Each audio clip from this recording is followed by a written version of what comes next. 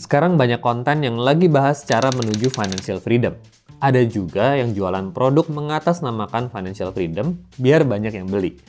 Tapi sebenarnya kalian tahu nggak sih berapa banyak uang yang kamu harus kumpulin supaya bisa mencapai financial freedom? Hai gens, saya Johan dan di video Finmedia kali ini kita akan bahas berapa financial freedom itu buat kamu. Pertama, kita samain persepsi dulu ya gens. Apa sih yang dimaksud dengan financial freedom atau kebebasan keuangan itu? Jadi, financial freedom itu tahapan tertinggi dari keadaan finansial kita. Tahapan pertama adalah financially dependent atau kondisi saat keuangan kita masih tergantung sama orang lain. Contohnya, waktu kita belum punya penghasilan, masih tergantung sama orang tua. Kemudian tahapan kedua adalah financially sufficient atau cukup. Ini adalah tahapan saat kita sudah lebih mandiri, sudah punya penghasilan sendiri dan bisa untuk memenuhi kebutuhan pokok sehari-hari seperti makan, pakaian, dan sewa tempat tinggal. Ingat ya, kalau kita ada di tahap ini, hati-hati sama pengeluaran. Jangan sampai besar pasak daripada tiang, atau pengeluaran lebih besar dari pendapatan. Nanti balik lagi loh, kita ke tahap awal atau financial dependence. Tahap ketiga adalah financially stable.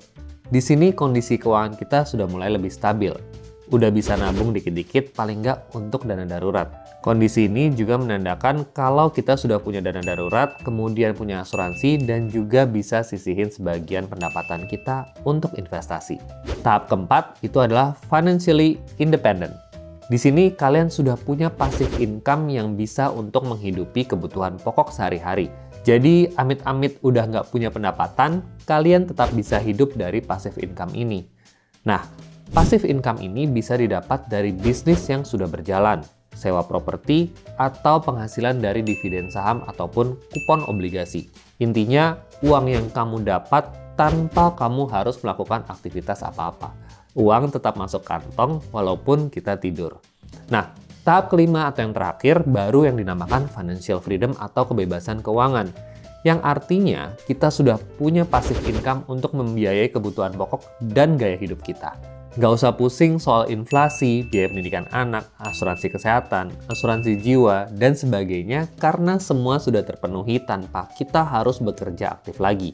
Di tahap ini biasanya orang nggak lagi fokus untuk menambah kekayaan diri sendiri, tapi lebih menikmati hidup dan berbagi untuk berbuat kebaikan untuk orang lain.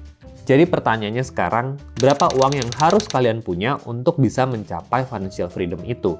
Jawabannya tergantung dari seberapa besar biaya dan gaya hidup kalian. Semakin besar gaya hidup kalian, semakin besar juga kebebasan finansialnya. Orang yang puas dengan 5 juta sebulan, pasti beda financial freedom-nya dengan orang yang gaya hidupnya memerlukan pengeluaran 20 juta per bulan kan. Jadi, cara menghitung financial freedom kita, prinsipnya itu adalah menghitung uang yang kita perlukan untuk mendapatkan passive income setara dengan biaya dan gaya hidup kita sekarang. Coba, sekarang kalian masing-masing hitung dan bayangkan berapa besar pengeluaran kalian setiap bulannya. Misalnya pengeluaran kalian per bulan adalah 10 juta rupiah. Ini berarti 120 juta per tahun kan? Nah, pertanyaannya sekarang kamu butuh uang berapa supaya menghasilkan 120 juta per tahun? Tergantung uangnya mau ditaruh di mana. Misalnya mau ditaruh di deposito yang bunganya 3%, netnya kurang lebih 2,4% ya. 120 juta tadi dibagi dengan 2,4% sama dengan 5 miliar rupiah. Atau di obligasi pemerintah yang kuponnya 6% gross atau 5,4% net. 120 juta dibagi 5,4% sama dengan 2,3 miliar rupiah. Semakin besar imbal hasilnya, semakin sedikit modalnya.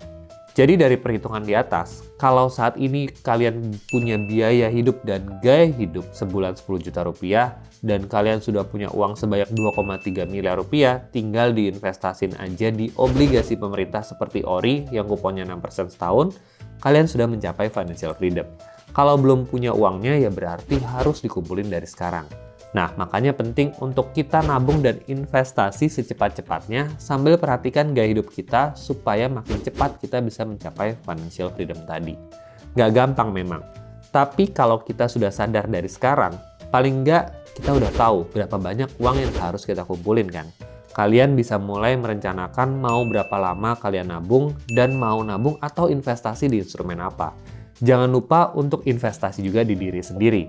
tingkatin nilai value diri kamu dan pendapatan kamu supaya semakin cepat juga tercapai tujuan keuangan. Itu aja dari saya. Kalau kalian suka dengan video ini, please like, share, dan subscribe. Selamat menikmati perjalanan kalian mencapai financial freedom. Thank you dan sampai jumpa di video selanjutnya.